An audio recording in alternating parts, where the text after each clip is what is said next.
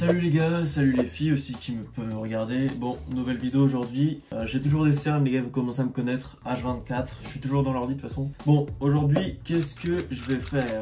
Très bonne question ça. Aujourd'hui, je vais vous montrer comment je fais mes programmations en streetlifting et comment évidemment vous aussi pourrez appliquer le système et la façon de créer en fait ma programmation. C'est ultra simple, ça demande juste un peu de travail et du coup, on va voir ça tout de suite. Bon, déjà, pourquoi avoir une programmation? Je pense que là, il n'y a pas de secret pour vous. Tu peux mieux traquer tes performances, comment elles progressent, et tu peux surtout prévoir à l'avance, faire un rétro-planning en fait des objectifs. Par exemple, si tel jour tu dois avoir un objectif, faire 100 kg dips par exemple, bah du coup tu vas t'y prendre à l'avance et programmer en sorte que tu atteignes 100 kg à ce moment-là.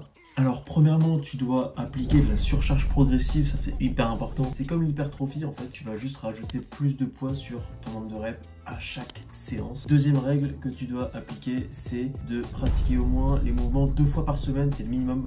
Si tu peux le faire plus de fois, fais-le. Mais par contre, si sur ta 3e séance de la semaine, tu sens que tu as du mal à récupérer tes 2 autres séances et que du coup tu as de la fatigue qui s'accumule et que tu n'arrives pas à faire tes séances, bah juste arrête et reprends à 2 séances par semaine si tu rencontres des problèmes de récupération. C'est à partir de ce moment-là que je vais vous retrouver sur Excel, les gars.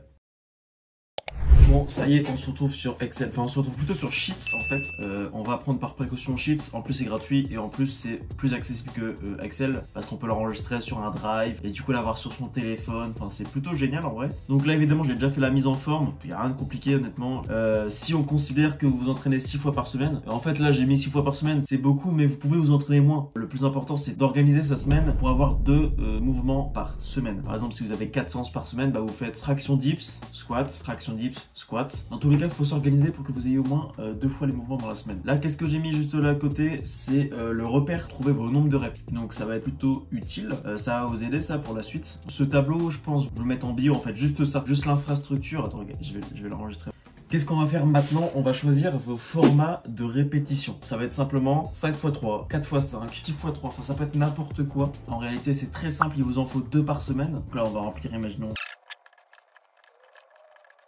Bah là, je l'ai clairement fait au hasard. Faites selon votre préférence et selon vos facilités.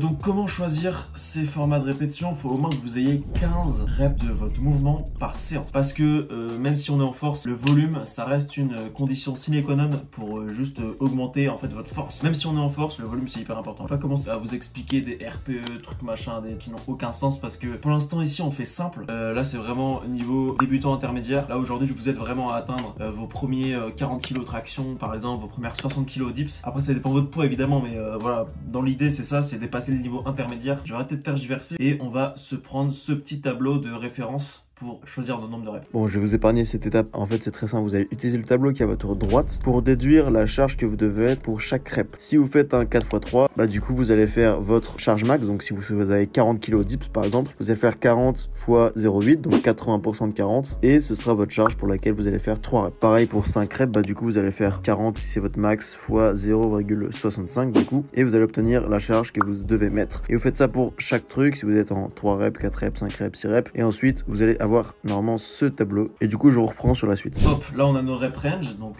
selon mes max, donc là ça pourrait être mon programme en fait, c'est littéralement. On va juste prendre tout ça et faire, vous allez appuyer sur contrôle pour répliquer tout ça et que ce soit identique. Là on a juste les mêmes séances en fait à chaque fois. Et ensuite le truc le plus chiant, ça va être les charges. Alors les charges, on va le faire manuellement. On va prendre égal dips plus surcharge progressive. De semaine en semaine, on ajoute à chaque séance. On va commencer à 1,25 pour essayer. Pull-up, on fait pareil. On prend la case avant des pull-ups et on va prendre plus 1,25. Et là, pourquoi je vous dis de pas faire le saisie automatique? Parce que sur le squat, on va pas monter de 1,25, on va monter de 2,5. Parce que de 1, c'est un mouvement de jambe, donc on peut augmenter plus. De 2, le minimum que vous pouvez ajouter, c'est 1,25 par côté. Du coup, en tout, ça fait 2,5. Donc 2,5. On va prendre ça, dips, pull-up, squat, on va ajouter ça. En fait, il s'est adapté. Là, il m'a pris 1,25, c'est parfait. Et là, comme c'est du squat, il m'a repris 2,5. Du coup, c'est parfait, tout est bon. On va prendre tout ça. Non. Et on va tout étendre encore une fois. Donc là, vous avez tous vos chiffres que vous avez besoin de faire, toutes vos reps et toutes vos charges. Et du coup, si ça devient trop compliqué au fur et à mesure, par exemple, on arrive semaine 3 et là, dips 4 x 5, vous n'arrivez pas. 4 x 5, c'est pas possible. À 55, c'est trop lourd. Vous faites que 4 reps, et c'est pas grave.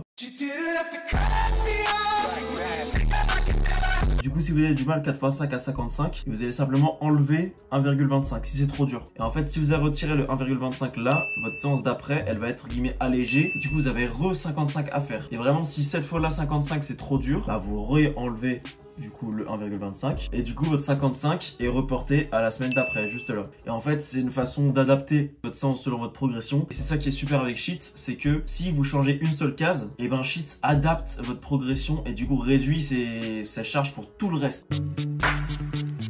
Bref, ça vous permet Enfin, c'est génial d'avoir un programme. Franchement, je conseille à tout le monde d'avoir un programme. Donc du coup, j'espère quand même que ça vous a plu. J'espère avoir été clair. Là, je vais vous mettre le modèle vierge de 6 séances par semaine. Je suis sûr que ça vous aidera. Et moi, je vous dis à plus pour une prochaine vidéo. Ciao les frérots de la mort qui tue.